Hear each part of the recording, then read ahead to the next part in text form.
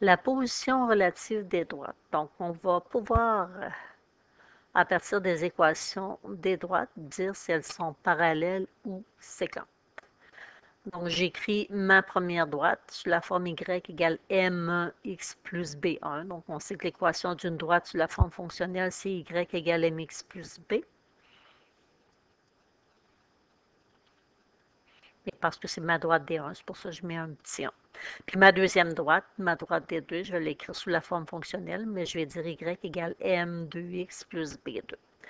Donc, le coefficient du x, le m2 pour la droite D2 et le m1 pour la droite D1, représentent la pente, puis le b1 ainsi que le b2, les termes constants, l'ordonnée à l'origine. Donc, si je n'ai que l'équation de la droite, exemple, si je vous donne ma première droite, son équation y égale x plus 2, puis ma deuxième droite, y égale x moins 1, ben, sans voir le graphique, juste regarder les deux équations, je vais être capable de dire quel type de droite, quelle position elles occupent l'une envers l'autre. Donc, je regarde, parce que c'est une forme fonctionnelle, le coefficient du x de la première droite, et ça serait 1. Le coefficient du x de la deuxième droite, ça serait 1. Fait que les deux droites ont la même pente, donc je pourrais dire que mes droites sont parallèles.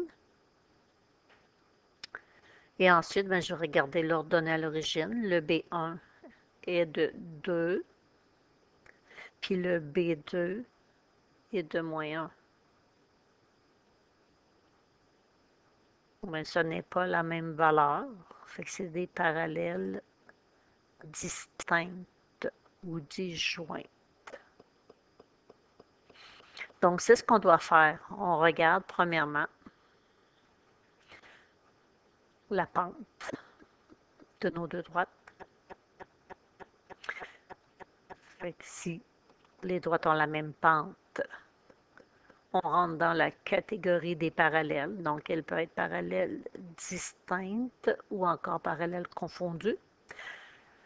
Et après, pour savoir si c'est parallèle distinct ou confondu, on regarde l'ordonnée à l'origine. Si nous n'avons pas la même ordonnée à l'origine, c'est parallèle distinct. Puis si c'est la même ordonnée à l'origine, c'est des parallèles confondus.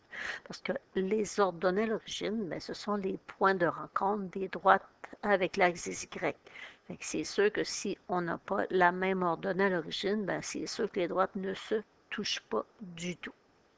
Tandis qu'ici, ma première droite est exactement par-dessus ma deuxième droite. Donc, si j'ai la même pente et la même ordonnée à l'origine, ben, ils sont une à l'intérieur de l'autre, mes droites. Donc, on dit qu'elles sont confondues.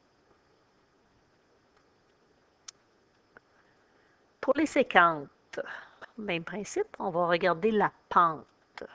Si mes droites n'ont pas la même pente, elles sont séquentes. Maintenant, on peut avoir, en plus d'être séquentes, des droites qui se croisent avec un angle de 90 degrés. Donc, en plus d'être séquentes, elles sont perpendiculaires. Donc, première droite, si je vous donne y égale 2x moins 4, ma deuxième droite, y égale moins x plus 3,5. Étant donné que c'est la forme fonctionnelle, on va regarder la pente, le coefficient du x. Fait que pour la première droite, c'est 2. Pour la deuxième droite, c'est moins 1. Ce n'est pas le même nombre. On est sûr que les droites sont séquentes.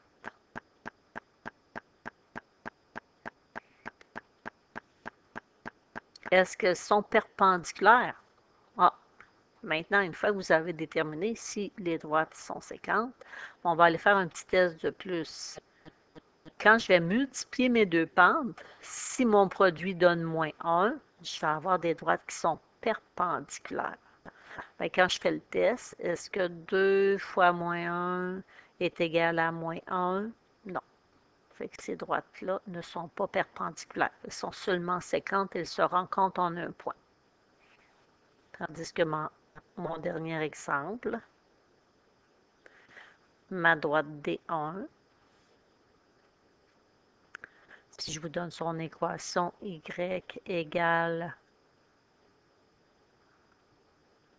moins 0,5 x plus 2, puis la deuxième équation y égale 2x plus 2, ben, on regarde. La première pente, c'est moins 0,5. La deuxième, elle est de 2. Ce n'est pas la même pente, fait que c'est sûr qu'on a des droites séquentes. On va aller faire notre petit test quand on fait le produit des pentes. Est-ce que ça donne moins 1?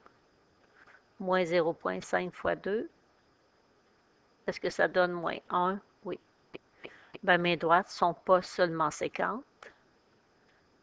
Elles se croisent, oui, mais en plus avec des angles, avec un angle plutôt de 90 degrés. Donc, elles sont séquentes et perpendiculaires.